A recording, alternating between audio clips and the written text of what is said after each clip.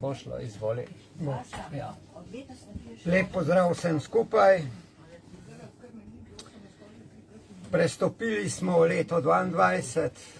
Mislim, da smo v letu 21 doživeli dosti pretresov in zelo pravno in tudi fizično ukrepili za borbo v letu 22, ki se je ravno začelo in bo sigurno naporno na vseh področjih.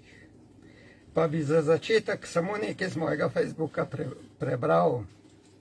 Za začetek leta mislim, da je to zanimiva stvar. Prvič v zgodovini vam cepivo omogoča vstop v trgovino, kino, delno tudi potovanja, ne ščiti pa vas pred virusom, za katerega ste se cepili. Če pa to ni noro, in nekateri še vedno verjamejo pravljicam o pikice, še dobro, da se pripravlja finančni in gospodarski zlom, da se stvari vsaj deloma prečistijo, za prehod v boljše življenje pa se mora zgoditi nekaj zelo resnega. Pripravlja finančni in gospodarski zlom. Nekaj zelo resnega in s cepljenjem se pogoji za to počasi bližajo. Cepljenje v Sloveniji je z zakonom nedoločeno. Covidna potrdila so v smislu dokazovanja PCT-ja nezakonita in kazniva. In to bi bilo lepo, da bi se počasi vsi mi, posebno pa še nasprotna stran, zelo zavedala. Zdaj bi pa prosil, če lahko zapisnik 42. Zuma in 43. potrdimo, da potem res začnemo. Če ima kdo kakšne pripombe na Zumu, tukaj ni pripomb, s tem se smatra, da sta oba zapisnika potrjena. Zdaj bi pa 15-20 let nazaj so bila ženo prvič na Pašmanu, na Harmoni programu. Takrat je bil to september in je prišel Marjan Ogorevc, zato sem nekaj, kar je tudi on malo razmišljal, mislim te stvari povedati, čeprav so nam že precej znane, ampak v tej situaciji mislim, da zelo zanimive, se morajo tudi kakšna minuta biti taka, da smo malo bolj veseli, ne samo, da poslušamo res vedno najhujše informacije. Ne. Ker je pa zanimivo, Marjan Ogorevc je takrat rekel, da v večini na terapije hodijo ženske. Zanimivo, moški toliko manj. Zakaj? In potem ga je enkrat ena ženska vprašala. Pa dober, Marjan, daj ti njem povej, kako ne jaz mojega moža pripravim, da bo tudi prišel na tvoje predavanja, pa na terapije. Marjan Ogorevc je bil pa malo tih, potem je pa rekel, ja veš, tako je, moraš se vprašati, a on te terapije sploh potrebuje? Potem je bilo pa vse tiho z njene strani. Mogoče je on na drugi stopnji in tega sploh ne potrebuje. Ne? V redu, zdaj bi pa začel z Butalci Slovenija. Poskušam razumeti in si razložiti tragikomično vsakdanjost v naši ljubi deželi. V resnici ne vemo, kdo nas vodi, kdo vleče za nos, kdo nas drži ujete v mehurčku in nas kontrolira. Ko je demokracija v resnici demonska kreacija. Zadnjih 30 let nas vsakokratna oblast v imenu demonske kreacije dobesedno terorizira, drži nemočne in ujete. V gostilniškem žargonu bi temu rekli, da nas drži za jajca. Poslanci ne glasujejo po svoji vesti, ampak ker so presegli velikemu vodji. Je politično korektno, da glasujejo za vse, kar jim veliki vodja predloži, če tudi je to v nasprotju z njihovimi načeli. Če ravno vedo, da to ni prav, preračunljivo čuvajo svoj stolček v parlamentu, saj glavnina njih ni uporabna za nobeno delovanje izven meja politike. Dedek moje žene mi je nekoč, ko še nisem razumel, kaj je politika, rekel: zapomni se, politika je največja pa 3 pike. Po dolgem razmisleku sem si ponovno prebral knjigo Butalci iz zbirke humoresk pisatelja Frana Milčinskega. Objavljal jih je v raznih časopisih, kot zbirka pa so izšli po njegovi smrti. Zgrozi me, ko so Butalci še vedno aktualni in kako do pikice predstavljajo nas v tem trenutku. V knjigi Milčinskega so Butalci prebivalci izmišljenega kraja imenovanega Butale. Imajo se za zelo pametne in pomembne, čeprav so v resnici precej omejeni. Neprestano tekmujejo s prebivalci sosednjega kraja, Tepančani, in to točno ustreza trenutnemu času v naši državi in nam kot Slovencem. Pojem butalski v smislu omejen se je tako prijel, da so ga sprejeli tudi v slovar slovenskega knjižnega jezika. Fran Milčinski je 5 zgodb o Butalcih prvič objavil v zbirki kratke proze Tolovaj Mataj leta 1917. Prva knjižna izdaja je bila leta 1949, knjiga je še vedno enako aktualna. Besedilo Butalcev je brezčasno, priljubljeno in trdoživo kljubovanje zobu časa. Butalci spadajo med klasične besedne umetnine, zato lahko hkrati nagovarjajo otroke in odrasle. So tudi ostra satira o delovanju slabo utečenega državnega aparata. So zimzelena knjiga, vračajo se kakor pomlad in nas razveseljujejo, ne da bi se spraševali, zakaj in kako. Ob Butalcih odraščamo, živimo življenje in se staramo. Knjiga pa se ne stara. Toplo priporočam, da si ponovno ali pa tisti, ki do sedaj še niste, preberete knjigo. Pomagala vam bo razumeti aktualno politično sceno. Duh Milčinskega mi je povedal, da je potrebno Butalce nekoliko posodobiti, saj so tudi Butalci evoluirali in gredo z duhom časa naprej. Res je, da so še vedno v stanju zavesti starih Butalcev, vendar so tehnološko nesluteno napredovali. Napredek zapoveduje drugačno organizacijo družbe. Butalci so uspeli preživeti predvsem zaradi svoje majhnosti, ker niso bili nevarni velikim, so zadržali svojo skupnost. Do sedaj so živeli v enem večjem plemenu, res da zelo butalsko, vendar so se hitro razmnožili in bilo jih je vse več in več. Nekomu se je porodila ideja, da bi tudi oni, kot vse države okoli njih, imeli predsednika, vlado z ministri in prvi med njimi, ter vse ostale funkcije, ki so potrebne, da bi šli v korak s časom. Rečeno, storjeno. Najbolj pametne glavce so se zbrale in dolgo tuhtale, kaj in kako naj naredijo. Najprej so izbranci ljudstvu, Butalcem povedali, da bo od sedaj naprej pri njih demokracija. Poželi so bučen aplavz. Izbrali bodo svoje predstavnike, ki bodo delovali za njih in v njihovem imenu. Njihova naloga pa je biti poslušen, zaupati oblasti in pridno delati kot do sedaj. Voditelji so vedeli, da bodo Butalci sprejeli vse, kar jim obljubijo, saj modrost pravi, da se reveži in bedaki najbolj veselijo obljub.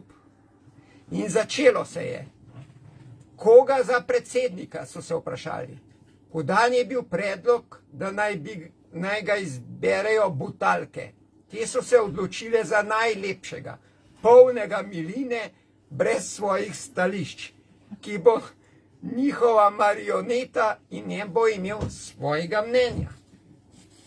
Torej, mislim, da v Sloveniji trenutno imamo najlepšega. Kdo ni najlepši kot naš predsednik? Sam sebi je tako lep, da lepši ne more biti. Všečen bo vsem Butalcem. Njegova naloga bo, da se občasno pojavi med ljudmi, da bodo ti vedeli, da imajo predsednika. Boljše bo, če nič ne dela, kot da dela nič. Vedel je, da ga bodo Butalci najbolj sprejeli, če bo vsak dan na drugem koncu njihove ljube dežele. Enkrat v komunalni službi, to je Pahor že delal. Drugič med kmeti, pa bo ceste pometal ter krave molzel in podobno. Ne samo Butalke, tudi Butalci so bili zanj, saj se je pogosto veselo razkazoval med ljudmi. Zatem so bili v zagati, koga predložiti volivcem za ministre, ministerskega predsednika in za parlament. Najprej so ugotovili, da je najboljše, da izberejo v parlament vse tiste, ki so nesposobni za kakršnokoli drugo delo. So nekoristni in ne vedo, kaj bi za njimi. Tako bodo razbremenili družbo. Trenutno v Sloveniji zelo podoben. Ministerski predsednik pa naj bo nekdo, ki bo ščitil njihove interese in iz države pregnal vse, ki niso pripadniki njihove vere in vse, ki želijo napredek. Vse, ki želijo biti svobodni in vse, ki ne pristajajo na tradicijo. Ne glede na to, koliko je ta zaplankana, naredili so tako in ljudstvo se je strinjalo, saj so mu obljubljali med in mleko, Švico, domala pa Indijo, Koromandijo. Nam so 30 let nazaj najmanj toliko, če ne več obljubljali. Danes imamo Švico, Indijo, Koromandijo, nebesa, pa še hiter odhod v nebesa, če želiš samo še levo roko nastaviš. Butale so nekaj časa tako delovale. Ljudstvo je bilo zadovoljno, standard je rasel. Res pa je, da so zaostajali za državami zahodno od Butal. Hkrati so bili daleč pred tistimi iz vzhoda. Občasno so se predstavniki ljudstva v parlamentu in vladi med sabo zamenjali. Bistvene razlike med njimi ni bilo. Vsi polni obljub. Vsi so želeli sebe povzdigniti tako, da so obsojali druge.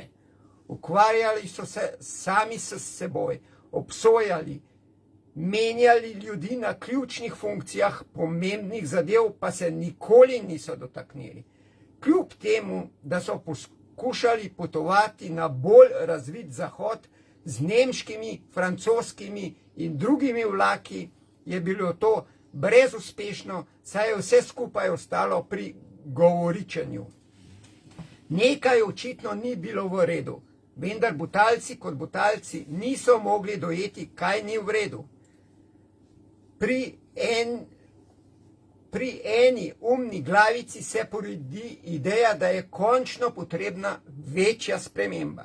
Ker za vlake niso prišli nikamor, so si nabavili veliko letalo. Dovolj veliko za vse Butalcev, rečeno, storjeno. Ko so našli takšno letalo, so jim največji med Butalci, najbolj butasti, predlagali, da se vkrcajo v letalo, ki jih bo odpeljalo na zahod. Vsi Butalci so bili navdušeni. Nastalo je neverjetno vznemirjenje, saj se bodo končno preselili na zahod. Največji med Butalci, prvi med ministri, najslabši med slabimi je postal pilot. Saj drugega ni bilo. Njegovi ministri so bili kabinsko osebje, saj so edini slepo poslušali največjega Butalca med njimi. Vse skupaj pa bo kontroliral karizmatični Butalec, najlepši med njimi, ki igra vlogo predsednika vseh Butalcev. Komaj so poleteli in že so se piloti in ministri skregali med seboj glede smeri letenja in prvi med njimi je povedal, da ne zna več voziti letala. Sledil je prisilen prestanek nazaj v Butalah. Ekipa predstavnikov ljudstva je vrgla puško v koruzo kar blizu letališča in zapustila letalo. Očitno je bilo, da so potrebovali veliko spremembo. Butalci so čakali v letalu, brihtne glavce pa so tuhtale, kaj narediti, kako sestaviti spet posadko letala. Kakorkoli so tuhtali, ni bilo rešitve, saj velik del kabinskega osebja ni želel leteti v ekipi novega pilota. Preračunljivost je naredila svoje. Preoblekli so se v drugo barvo in se priključili novemu pilotu. Čeprav so vedeli, da je muhast in da je njegovo obnašanje nepredvidljivo in žaljivo. Imamo takega tudi v Sloveniji. Bolje to, kot pa da ostanejo brez službe. Končno so z novim pilotom poleteli na zahod, v iskanju novega ozemlja za bivanje. Ljudstvo veselo, ker letijo na obljubljeni zahod. Pilot vesel, ker ima absolutno oblast in ga sledijo razni priskledniki kot kabinsko osebje. Po nekaj urnem poletu so nekateri Butalci ugotovili, da sploh ne letijo na zahod, ampak na vzhod, kjer živijo ljudstva, katera nimajo demokracije, kjer jim kratijo svobodo in se šefi odločajo namesto njih. Napadli so pilota, ki jim je, ker so Butalci povedal, da res letijo na vzhod, ampak da želijo pristati na zahodu. Situacija je bila paradoksalna, vendar se na začetku poleta niso preveč obremenjevali, sploh ker so verjeli, da tako mora biti. Ker so se potniki preveč pritoževali, je posadka pod vodstvom pilota z odlokom prepovedala pritoževanje. Gibanje med sedeži. Za odhod na stranišče pa so morali dvigniti 2 prsta ter izpolniti posebne pogoje. Butalci so bili nemočni, zato so zahtevali od svojega karizmatičnega predsednika, naj on pove svoje mnenje, naj vendar ljudstvu vrne oblast. Predsednik je prišel med njih, kot se zanj spodobi. Vsak je mu povedal tisto, kar je pričakoval, vendar se v strahu, da bo polovica Butalcev proti njemu na naslednjih volitvah, ni zameril nikomur. Letalo še vedno leti, ljudstvo pa v strahu pričakuje, kje bo to pristali. Pa tudi, če bi posadko zamenjali iz svojih vrst s tistimi, ki najbolj kričijo in se hvalijo, ne vidijo od tega koristi, saj je ta posadka že enkrat odnehala, vrgla puško v koruzo. Na koncu lahko vidimo, da dokler bodo Butalci, ni verjetno, da bi dobili sposobno posadko letala. Butalci bodo morali spremeniti svoje mišljenje. Zaplankanost v napačne koncepte, se znebiti iluzije, da bodo tisti, ki so nesposobni, nekoč boljši. Na prihajajočih volitvah bo potrebno izločiti vse člane dosedanjih posadk letala, ki so že večkrat neuspešno vodile letalo. Butale pa živijo še naprej. Modrost pravi, če opica igra saksofon, še ni muzikant. Naj živijo Butale.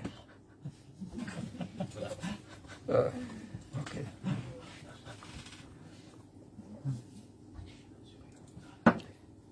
Evo, zdaj gremo pa, kaj nam pravzaprav prodajo v trgovinah.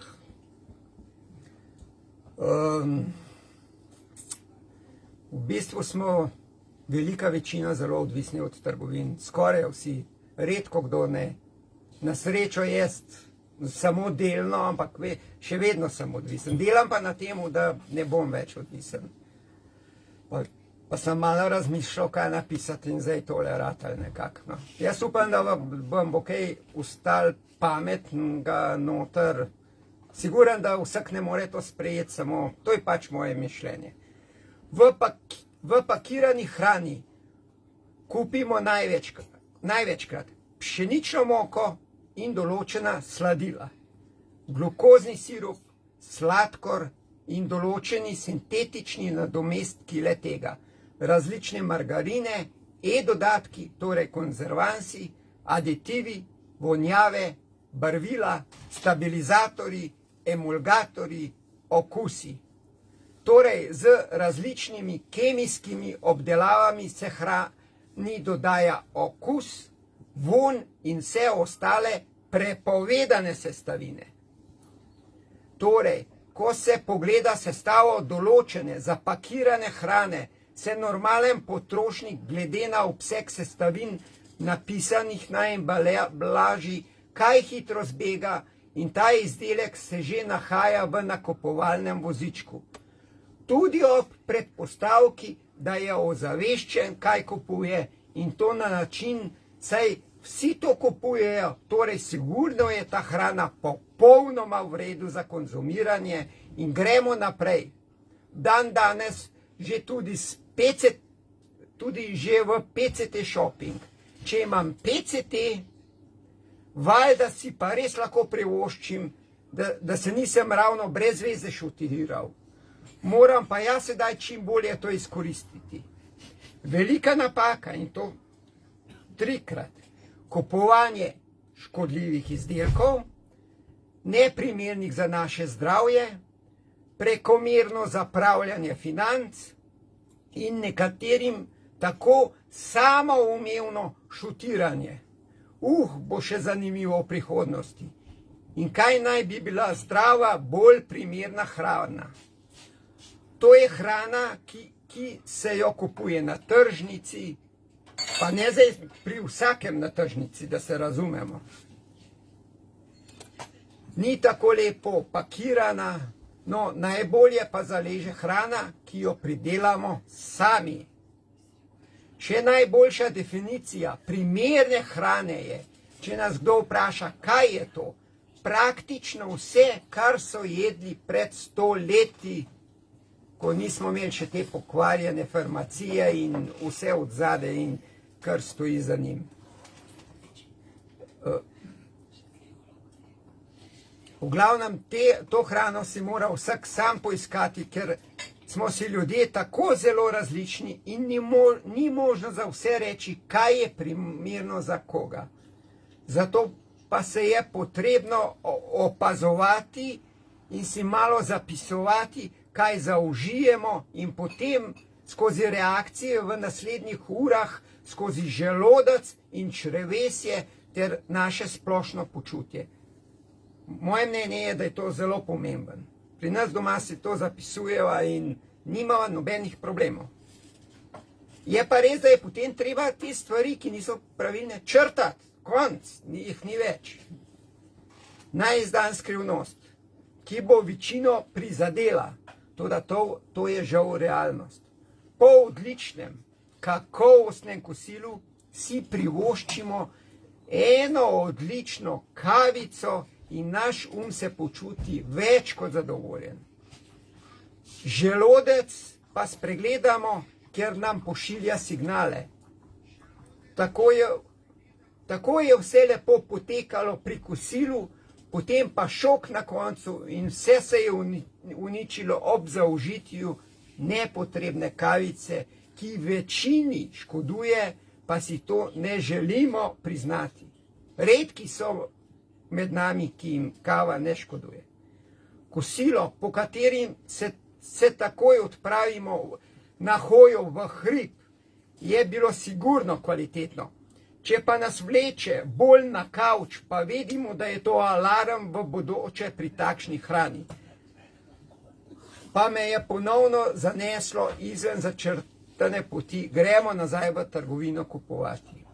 Razni emulgatorji, to so dodatki za povečanje okusa hrani, so zelo problematični. To pa zato, ker so dodani hrani, ker je v bistvu prazna in jo nihče ne bi jedel brez vseh teh dodatkov. Za vnos kvalitetnega delovanja telesa pa potrebujemo razne aminokisline, predvsem esencialne, ker te naš organizem ne more pridobiti sam in so zato tako pomembne za vnos v naravni hrani. Potem so tu proteini, meso, mlečni izdelki, jajca, razna semena, kvalitetne maščobe omega 3 in 6. Potrebno je vedeti tudi, kako uporabljati olja. Najbolje seveda sveža na solatah in ostalih dodatkih. Če se uporabljajo za kuho, je pametno, da se dodajajo na koncu, ko se ohrani v njih največ sestavin. Pa seveda upoštevati je potrebno temperaturo dimljenja maščobe, ker v tej točki postane neuporabna in zelo, zelo škodljiva. Še najbolj problematično je maslo, ker ima točko dimljenja že pri 170 stopinjah Celzija. In je potrebno biti res pazljiv ali pa, kot sem omenil, dozirati na koncu v hrano. Pri maslu, da ne bomo narobe razumeli, nisem mislil, da je zelo škodljivo za uživati. Treba se je paziti, ker ima najnižjo temperaturo dimljenja. In ko se enkrat z masla pokadi, če daš nekaj gor, bolj da stran vržeš. Mislim, več je koristi, večina pa poje, to je pa kanta za smeti, jaz pravim tako. V kvaliteti hrani morajo biti prisotni tudi vitamini in minerali. Vem, da bom sedaj mnoge prizadel. Resnica pač velikokrat boli in tako je tudi pri hrani. Sestava krožnika ima velik pomen za kvalitetno delovanje našega prebavnega trakta.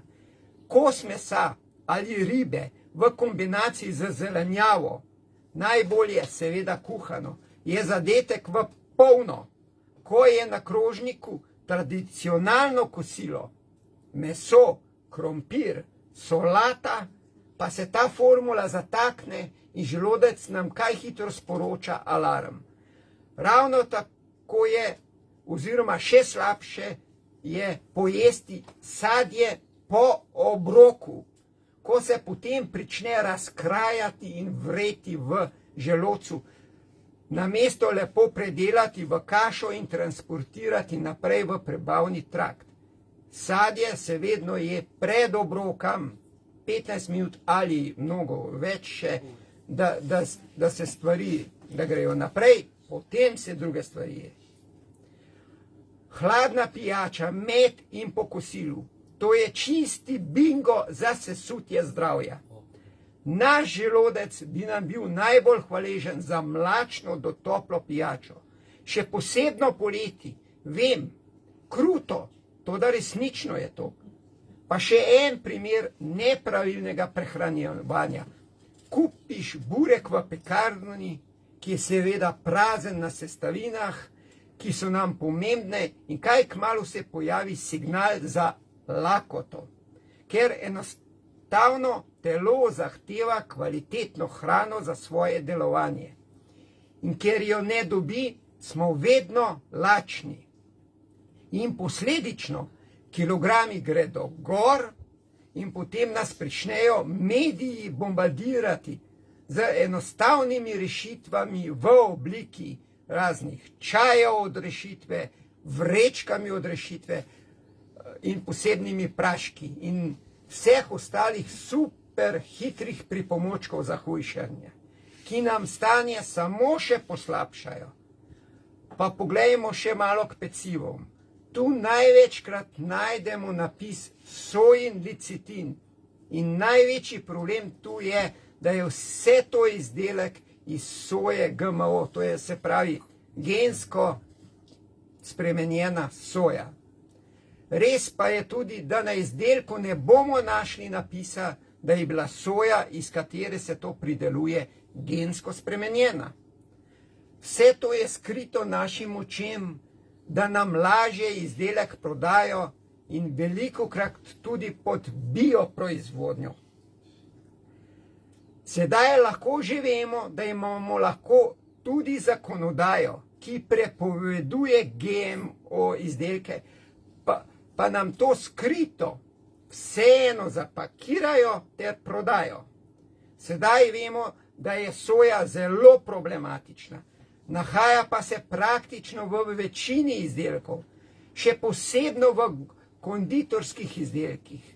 Druga vprašljiva sestavina, ki bi jo lahko omenili, glukozno-fruktozni sirup, proizveden ponovno iz GMO koruze. Fruktozni sirup je zelo močno sladilo v uporabi v sladicah, sokovih in povsod drugje. Ko vse to skupaj zmešamo za veliko stopnjo stresa v današnjem času, nam je lahko hitro jasno, da imamo problem, ki ga nekateri ne znajo oziroma ne morejo rešiti, in hitro se lahko zgodi, da smo potem potencialni kandidat za COVID bolnico. Ko zbolimo, nam je hitro jasno, da današnja medicina ne more zdraviti celostno. Vsak zdravnik je specialist samo za določen del telesa, pa še tu so postopki včasih vprašljivi in pričenjamo trnovo pot od enega do drugega zdravnika in včasih je potem že prepozno za zdravljenje bolezni. Takrat ne smemo vso krivdo prenesti na zdravstvo. Poglejmo tudi nazaj, kaj smo delali narobe, da se sedaj nahajamo v vrstah za različne preglede. Seveda, vedno so vmes izjeme, kjer je težko določiti, zakaj se je določena bolezen pojavila. No, zdravstvo pa tako in tako pri nas ni usposobljeno za iskanje vzrokov, temveč samo za blaženje in odpravo posledic. Zamislimo se danes o našem načinu življenja in ne prelagajmo kasneje odgovornosti na druge. Lahko se zgodi v najslabšem scenariju, da bomo v bodoče določen trenutek popolnoma odvisni samo od svoje iznajdljivosti, kako skozi življenje po najboljši poti. Kdo nas lahko pozna bolje kot celoto, kot pa mi sami, če nismo še tega zmožni, vklopimo dodatne senzorje, ki so nam na razpolago. Vse je mogoče, samo verjeti moramo v to. Torej, holistični pristop do samega sebe v povezavi s strokovnim izvajalcem, pa še toliko bolj intenzivno lahko rešujemo naše probleme v bodoče. Na našem zdravstvenem področju pa ne čakati. Že danes je prepozno za resne spremembe, ki nam bodo v prihodnosti zelo koristile, da bomo lažje preživeli. Kje pa je sladkor, da še ni bil omenjen? Ali je tako koristen za naše telo? O tem sem že zadnjič, pa da še kaj ponovim. Večina belega sladkorja je proizvedena iz sladkorne repe, kar je v bistvu ni problem. Ta pa nastane pri predelavi, ker gre za težak industrijski postopek. Na koncu pride ven praktično skupek ogljikovih hidratov oziroma glukoze. Ta se potem dodaja praktično v vso hrano in s tem človek nevede postaja odvisnik od te hrane. Tako deluje sladkor. S tem se nam zvišuje trenutni sladkor v krvi in inzulin, kar je pogubno za naš organizem. Sladkor takoj povzroči udar dopamina v možganih, počutimo se zadovoljni in želimo še in še. Tako se ustvarja odvisnost od določene hrane. Najboljša zamenjava sladkorju, če že mora biti, lahko bi bila rastlina stevia, ker ob zaužitju ne povečuje krvni sladkor. Toda pozor, nakup izdelkov brez sladkorja bi lahko pomenil še slabšo naložbo v naše zdravje. Razni aspartami in podobno so še slabša izbira od sladkorja. Tako da pozor pred izdelki no sugar. Razen če je proizvajalec resnično preverjen. Razna umetna sladila so lahko poleg tega še karcerogena. Zato pozor pri nakupu. In na koncu, kaj pa fruktoza pomeni za naše telo? To je v redu izbira samo, če je le ta zapakirana v sadju, da se razume, tako sem prej rekel, sadje, surovo, da konzumiramo, to je najboljši način, to je resnično zdravje za naše telo. Takoj, ko to kupujemo, fruktozo, zapakirano v vrečki, kot sladilo, pa ima stranske učinke na delovanje naših jeter. In kaj mislite, ali je možno, da se sladkor nahaja tudi v kruhu? Odgovor je da. Kot sem že omenil, sladkor povzroča odvisnost in s tem razlogom se lahko nahaja tudi v kruhu in praktično v vsaki hrani, ki jo kupite v trgovini. Da ne govorim od raznih konzerve, s čim so preoblečene. Torej, razmislite, če kupujete konzerve, ko jo odprete, takoj ven konzervo stran.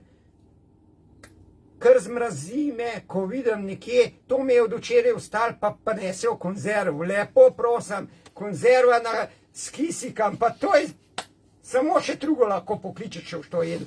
Potem viner, šnicel, pomfrit, pol pojejo, gostilen. A zavijemo za domušnico? Ja, seveda, v folijo. Ja, to je najboljša varianta za vaš zdravje. Smrt za zdravje. A ste kdaj pomislili, kaj folija pomeni? Vse v redu, če ni zraven maščobe, sladkorja in kislin. Te takoj začnejo razžirati folijo, smrt za vse. Verjemite ali ne? Bolj da verjamete, ker časi so še dosti hudi. In bomo rabili veliko zdravja še. Ok.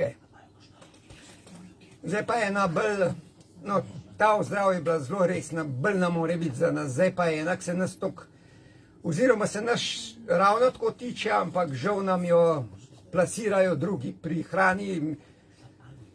Mi določamo, kaj bomo vzeli s polic oziroma z njive, tukaj pa žal veliko ne moramo odločati. Ali bo ameriška centralna banka zrušila svetovne finančne trge kot sredstvo za izvedbo njihove velike ponastavitve?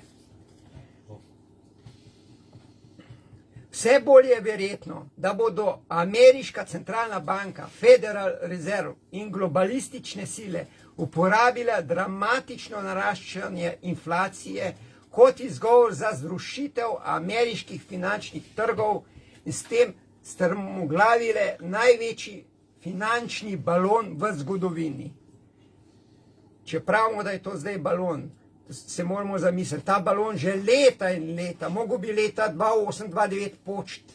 Vemo zakaj ni, ker imajo oni štance za denar in lahko štancajo denar neomejeno.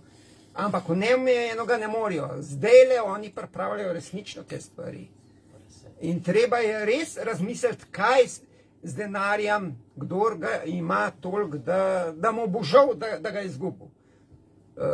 Banke bojo ob 8 zjutraj zaklenjene, zapomnite se to. Zaklenjene bojo, v imenu države vam bo Janša oziroma njegov naslednik vzel vaš denar za reševanje Slovenije.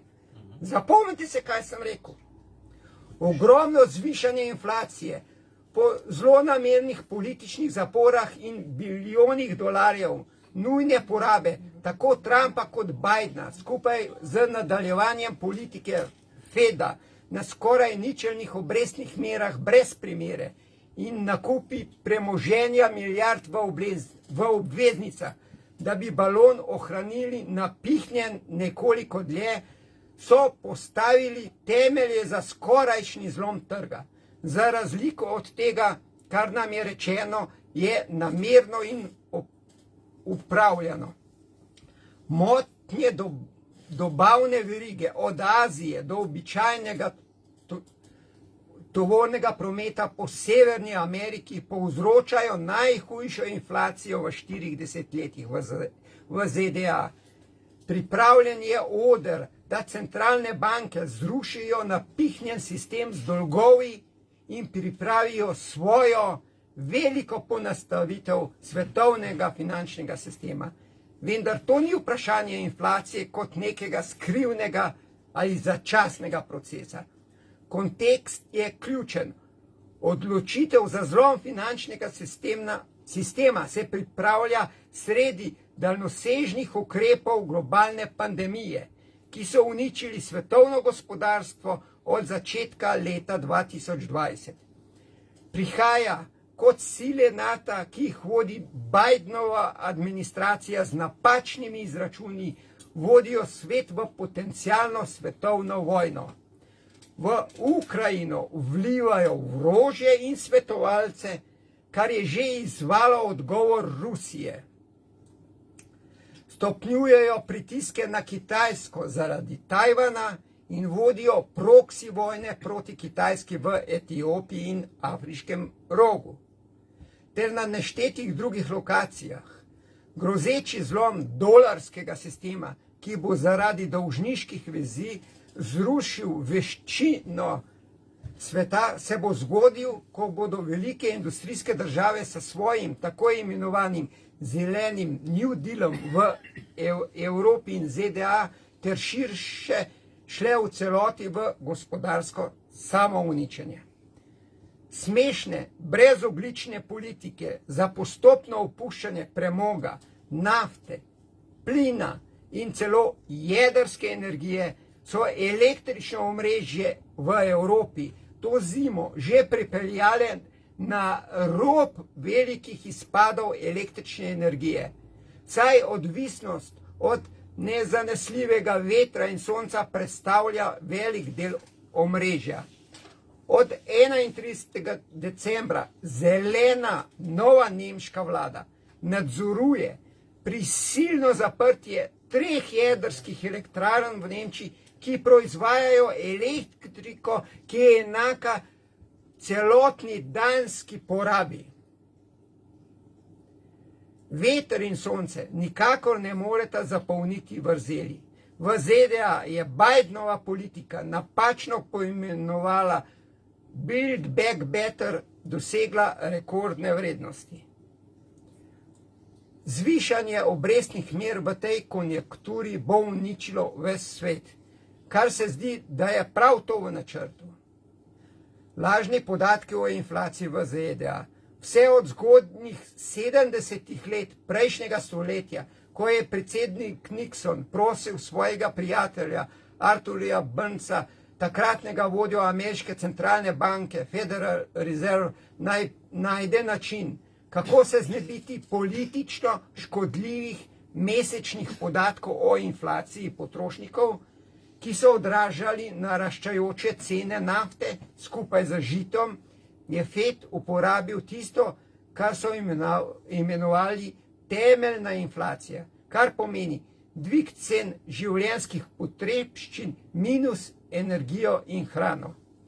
Takrat je energija predstavljala znatnih 11% podatkov o inflaciji. Hrana je imela 25% težo. Preprosto do leta 1975 400% zvišanje cen nafte OPEC in 300% zvišanje svetovne cene žita zaradi neuspešne žetve v sovjetski regiji, je temeljna inflacija znatno padla. To kljub dejstvu, da so ameriški potrošniki morali plačevati veliko več za bencin in kruh. Zelo malo resničnih ljudi lahko živi brez energije in hrane. Osnovna inflacija je prevara. Do leta 1975 je Fed odstranil glavne stroške stanovanj in druge dejavnike, tako da je indeks cen življenjskih potrebščin znašal le 35% prvotne izmerjene košarice blaga. Takrat je bila realna vsakodnevna inflacija izven nadzora. V resničnem svetu je ameriški bencin danes 58% dražji kot leta 2020. V zadnjih 12 mesecih pa so se cene hrane v povprečju zvišale za več kot 6%. Danes ameriški indeks cen življenjskih potrebščin ne vključuje stroškov nakupa in financiranja hiš, prav tako ne davkov na nepremičnine ali vzdrževanja in izboljšave stanovanj. Ti dejavniki so se v zadnjem letu po vsej Ameriki močno povečali. Zdaj manjka le še izjava FED, da je inflacija bolj zaskrbljujoča, kot so mislili, in zahteva agresivno zvišanje obrestnih mer, da bi iztisnili inflacijo iz sistema. In običajen mit centralne banke, ki je bil dogmatiziran v 70. letih prejšnjega stoletja. Napihnjen ameriški delniški trg. Trgi na Wall Streetu so danes za delnicami na zgodovinsko napihnjenih najvišjih vrednostih, k čemer pripomorejo skoraj nične obrestne mere FED in 120 milijard dolarjev mesečnih nakupov obveznic s strani FED na točki, ko se bo FED-u spremenila politika, ki se pričakuje v začetku leta 2022. In bi se lahko začel paničen izstop od delnic, da bi izstopili, dokler je pridobivanje še dobro pozitivno. To bo verjetno sprožilo panično prodajo in propad trga, zaradi česar bo navadni propad nepremičnin in delnic China Evergrande izgledal kot nič. Ne vem, če ste seznanjen, lansko leto je na Kitajskem propadla nepremičninska družba China Evergrande. 300 milijard so za sabo pustili, ki jih je država poravnala, drugače bi bil to bi domine padala in je v bistvu konc je v bistvu. A je kdo že kdaj slišal, da bi država kakšnega reveža rešvala? Jaz še ne. Rešujejo une, kakor milijarde zapravljajo. Od svetovne finančne krize septembra 2008 so Federal Reserve in druge velike centralne banke, kot sta ECB v Evropi in Bank of Japan, sledile obrestnim meram brez primere in pogosto kupovali obveznice za kvantitativno sproščanje. Zdaj ne vem, koliko vam je jasno, zakaj so oni kupovali delnice. Zato, da rešujejo trg, delnice so spet v bistvu na teku vse skupaj. Delnice se ven dajejo zato, da se proizvaja denar, ki ga ni. In ko pa oni slabe delnice odkupujejo, da spet zadržujejo trg, bo to udaralo, kar boš mu v žepu in kar boš lahko parjel, to boš mu ostalo, ne boš mu. To je to. To ni imelo veliko opraviti z zdravjem realnega gospodarstva. Šlo je za največjo pomoč v zgodovini možgansko mrtvih bank in finančnih skladov. Predvidljiv rezultat politike FED in drugih centralnih bank brez primere je bila umetna inflacija največjega špekulativnega balona na delnicah v zgodovini. Kot predsednik je Donald Trump nenehno opozarjal na nove rekordne dvige delnic kot dokaz razcveta gospodarstva, čeprav je kot pameten poslovnež vedel, da je to laž.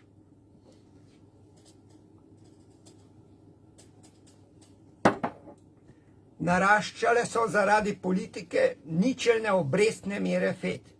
Podjetja so se zadolževala po nizkih obrestnih merah, da ne bi toliko razširila naložb v naprave in opremo, temveč da bi odkupila lastne zaloge s trga.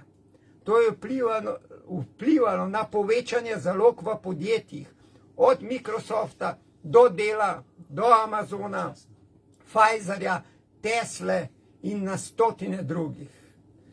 To je bila manipulacija, ki so jo imeli radi vodstveni delavci podjetij, ki so imeli v lasti milijone lastnih delnic podjetja. V nekaterih primerih so zaslužili milijarde, hkrati pa niso ustvarili prave vrednosti v gospodarstvu. Kako velik je današnji borzni balon v ZDA? Oktobra 2008, tik po krizi Lehman, so ameriške delnice kotirale skupno kapitalizacijo 13 bilijonov dolarjev. Danes pa z več kot 50 bilijonov dolarjev, kar je skoraj 400% povečanje in več kot dvakrat večji od skupnega BDP-ja ZDA. Samo Apple Corporation znaša 3 bilijone dolarjev. To se treba zdaj zamisliti, koliko ima Slovenija, koliko 20-40 milijard, oni 3 bilijone. A se razumemo, kaj je Slovenija? Ma nič, en Apple nas tako, tlele, sta malo v nohtah nas požre, tako da se lahko zavedamo, koliko smo velik, pa kaj smo močen. In poleg tega, vsi ti Amazon in Apple in to, oni imajo svoje firme stacionirane na teh in teh otokih, plačuje nobenega davka. Probajte ga vi ne plačati, da vidite, ko je. Takoj bojo pri vas in takoj boste obdolžen. Oni lahko nima veze.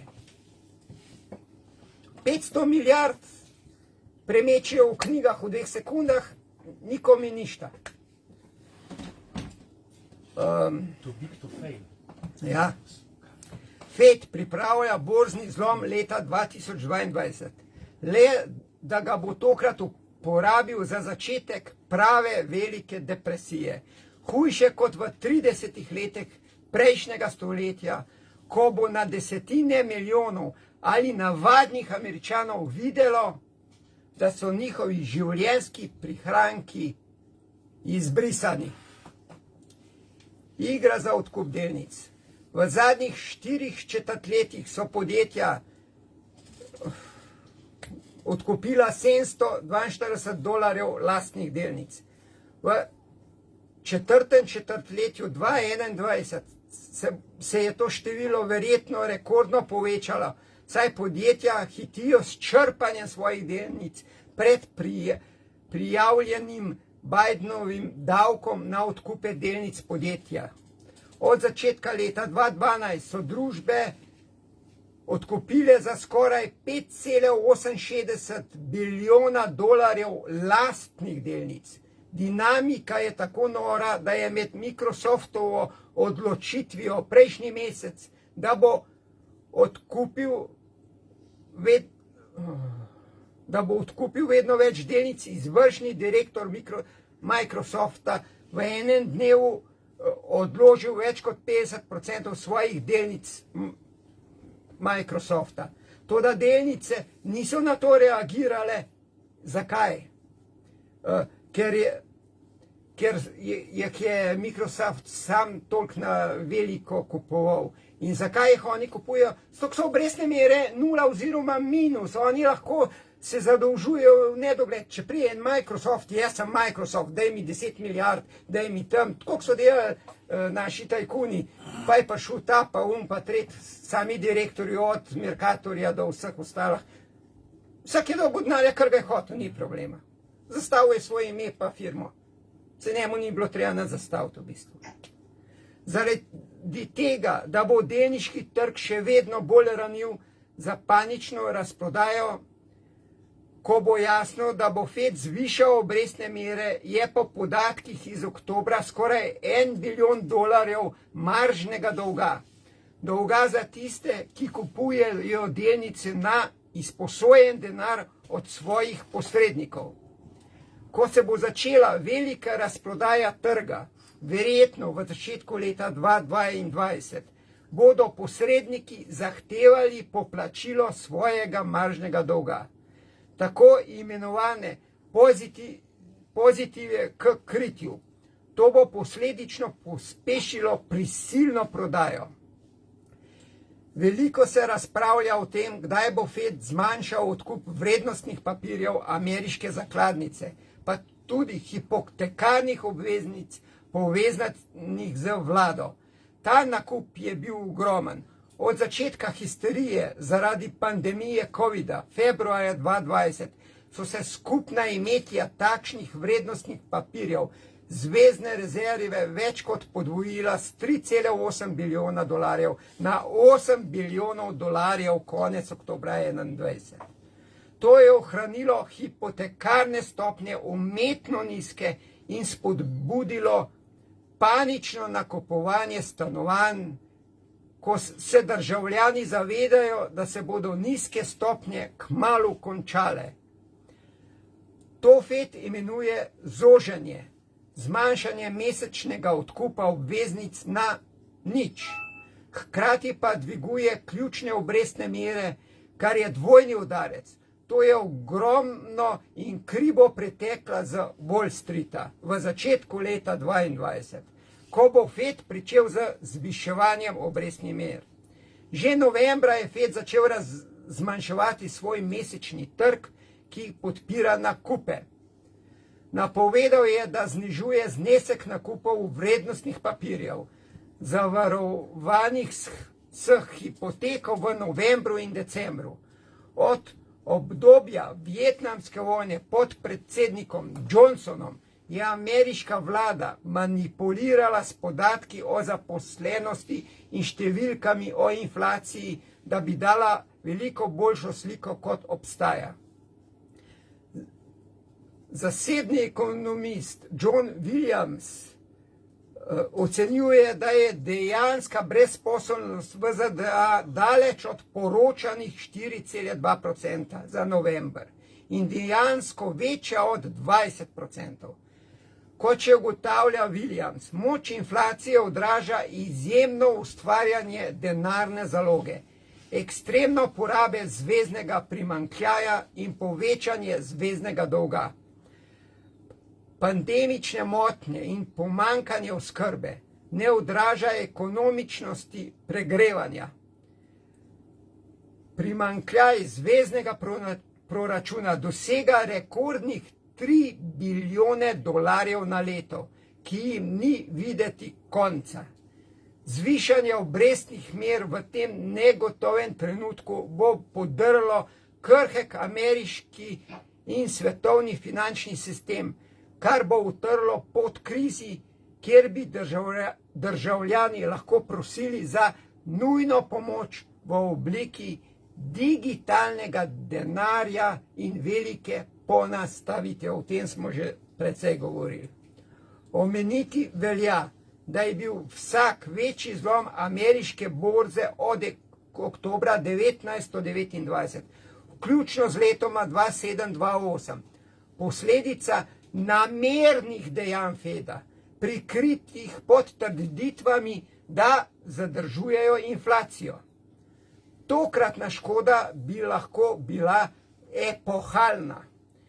Septembra je Inštitut za mednarodne finance s sedežem v Washingtonu ocenil, da so ravni svetovnega dolga, ki vključujejo državni dolg, dolg gospodinjstev ter dolg podjetij in bank, narasle za 4,8 bilijona dolarjev na skupnih 296 bilijonov dolarjev. Konec junija.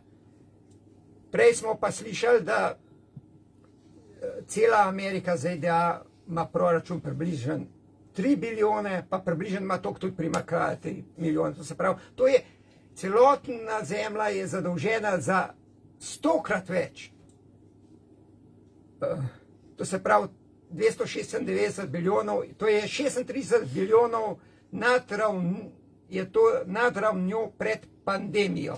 Od tega 92 bilijonov dolarjev dolgujejo nastajajoči trgi, kot so Turčija, Kitajska, Indija in Pakistan.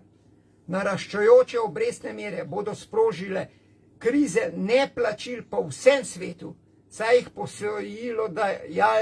posojilojemalci ne bodo mogli odplačati. To so od njihove krize leta 2008 namenoma ustvarile centralne banke, ki jih vodi FED. s vsiljevanjem obrestnih mer na nič ali celo negativne. Ok, upam, da to ni bilo prehodov, ampak to je pač ena realnost, boljš biti pripravljen, kot pa ne. Zdaj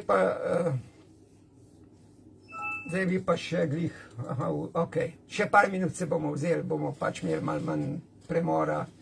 Glede tega, kakor vidim, da še zmeram so določeni, ki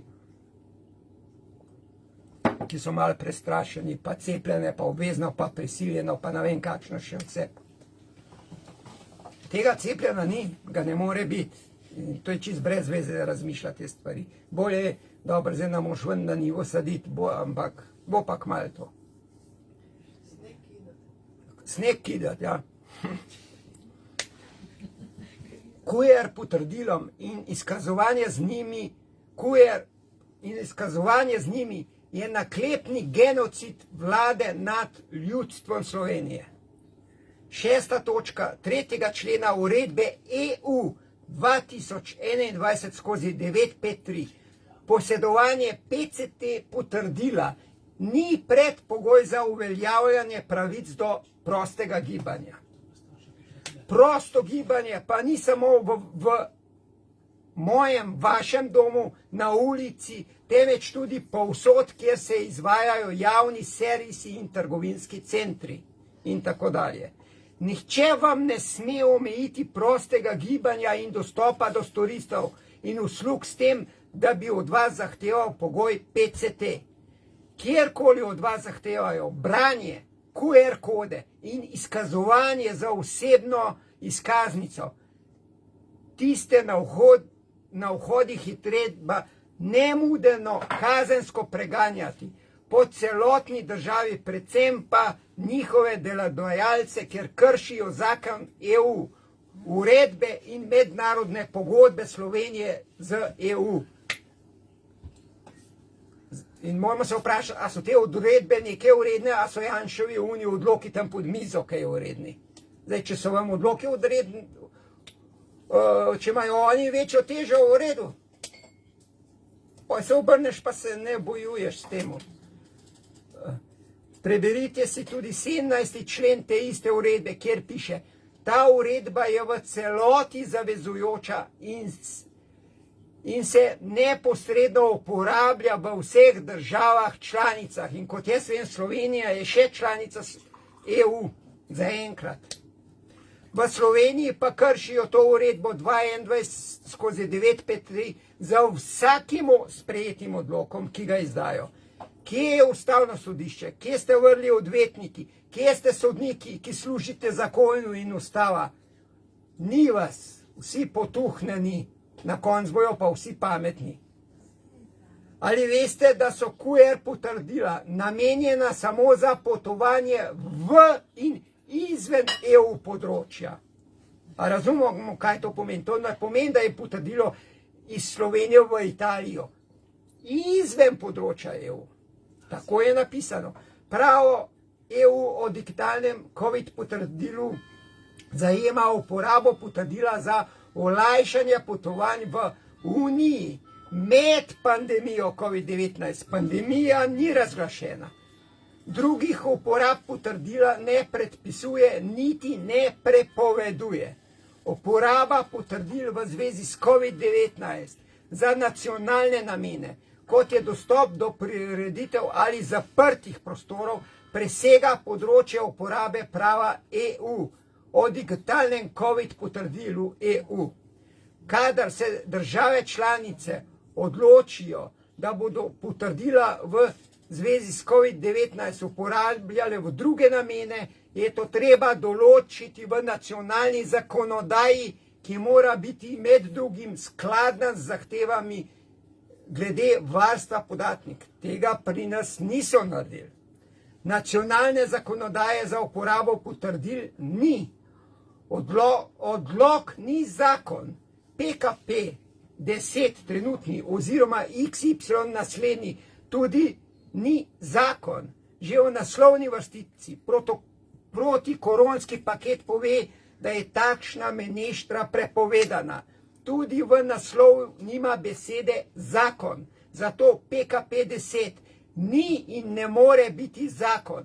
QR potrdila v Sloveniji so mafijski posel v navezi vladnikov in farmacevtske mafije.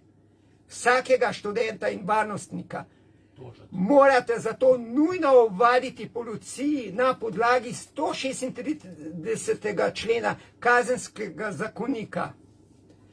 In kaj pravi 136. člen Kazenskega zakonika?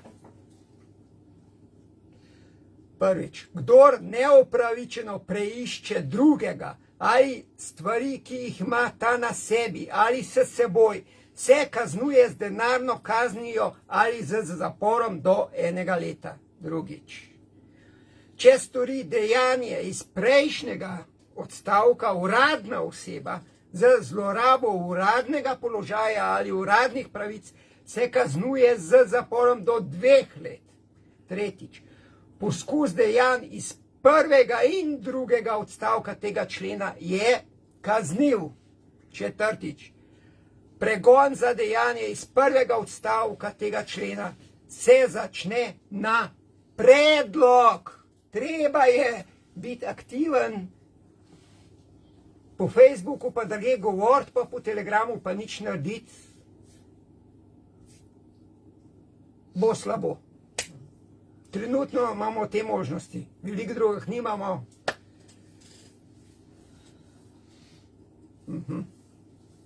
To bomo pa. Ok, ura je 10:05 skoraj. Za zdaj sem jaz zaključil, potem bojo pa še drugi kaj povedali. Hvala lepa. Dragi Miran, iskrena hvala za to tvojo bogato pripravo. Ne bomo ploskali, bomo pomahali, da se ne bojo komu slušalke vnele. Torej, prvi del si govoril o Butalcih. Tema mi je bila izjemno smešna, resna, zanimiva, groteskna, pa še kako resnična. Žal, zelo resnična. Druga tema, kaj pravzaprav kupujemo v trgovinah, se mi zdi prav, premalo razmišljamo o tem, tako da hvala ti za to.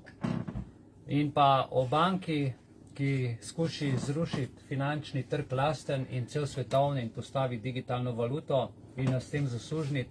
Kako se bomo temu oprli, nam boš kaj drugič o tem več lahko povedal? Ok. In pa to ta zadnje, dajte si že enkrat ljudje dopovedati, da ljudje, ki vam od vas zahtevajo QR kodo in od vas zahtevajo nepooblaščeni ljudje, ki niti nimajo zdravstvene šole, in da jim še osebno izkaznico pokažete, sramota, katastrofa, poden od podna. Tiste ljudi je treba takoj, nemudoma prijaviti za izvajanje prekrška, za nepooblaščeni poseg preiskave, za poseg v osebnost, kjer nimajo pravzaprav nobenih pooblastil, niti od podjetij, niti od trgovskih centrov. Tako, s tem se zaenkrat poslavljamo, počakajte nas do 18. ure, ko pridejo predvsem zanimive teme. Nismo veliko pisali o tem in potem bomo dali še vam besedo našim članom na Zoomu. Do takrat pa lep pozdrav, zdajle par minut. Srečno se vidimo.